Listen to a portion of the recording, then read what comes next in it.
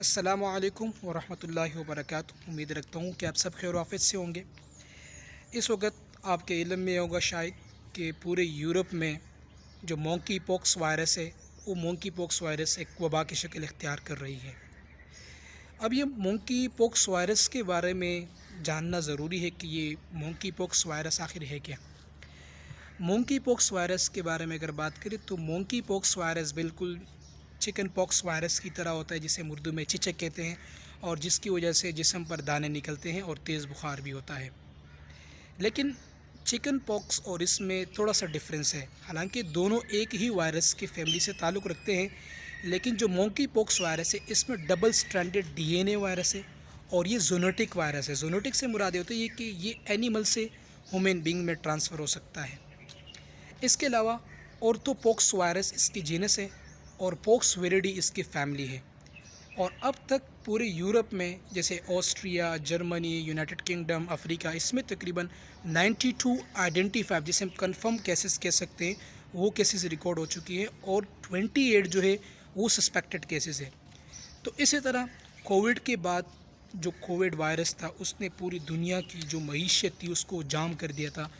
तो अब जो पूरी दुनिया के मुख्तलिफ़ जो कंट्रीज़ हैं उन्होंने कुछ ऐसे एडाप्टेशन बनाए हुए हैं इस वायरस की रोकथाम के लिए, क्योंकि ये एक पेंडेमिक बनने की तरफ जा रही है।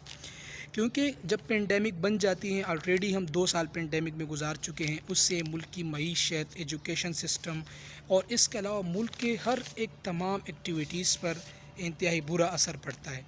तो उसके लिए कंट्रोल जो आलमी इदारा बराए सेहत यानी वर्ल्ड हेल्थ ऑर्गेनाइजेशन ने बताई है वो ये है कि सबसे पहले बॉर्डर सील किया जाए, और अगर कोई ज़रूरी आना जाना हो, ज़ाहिर सी बात है हर एक शख्स दूसरे शख्स के साथ या दूसरे ममालिक में जुड़ा हुआ है, तिजारती लिहाज से, तालीम के लिहाज से, किसी न किसी लिहाज से हम एक दूसरे के साथ जुड़े हुए। तो फिर उसके लिए कंफर्म टेस्ट करने चाहिए ताकि आया ये वायरस पॉजिटिव है कि नहीं।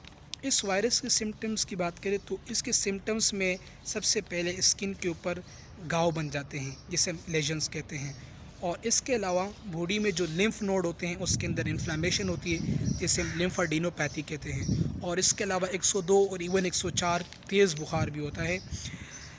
अब ये वायरस दूसरे जो हेल्थी लोग होते हैं यानी जो सेहतमंद होते हैं उनमें किस तरह ट्रांसमिट होते हैं, उसके ट्रांसमिशन की बात करें तो अगर कोई इन्फेक्टेड पर्सन है और उसके उन घाव से यानी उनकी ज़ख्मों से या बॉडी फ्लूइड से, रिस्पायरेटरी ड्रॉपलेट से या क्लोज कॉन्टेक्ट के साथ ये वायरस जो मोंकी पॉक्स वायरस है ये डायरेक्टली शिफ्ट हो सकता है हेल्थी पर्सन में।